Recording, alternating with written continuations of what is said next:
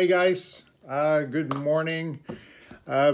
Just came out of the gym. A little tired, but it's still early, so the day is mine.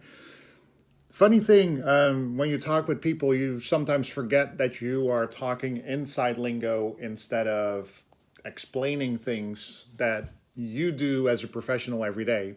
And the person that you're talking with doesn't understand that at all. So I was talking with my trainer and mentioned the word escrow, and oh, we opened escrow, and I was all happy about it, and good times, great weekend.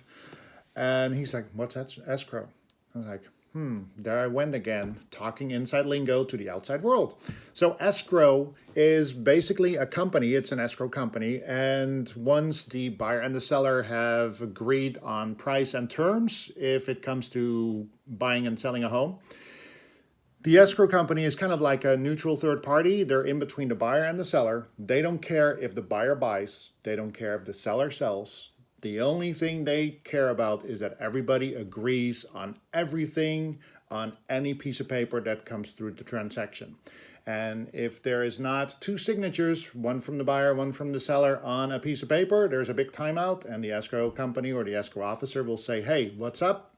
We need this done."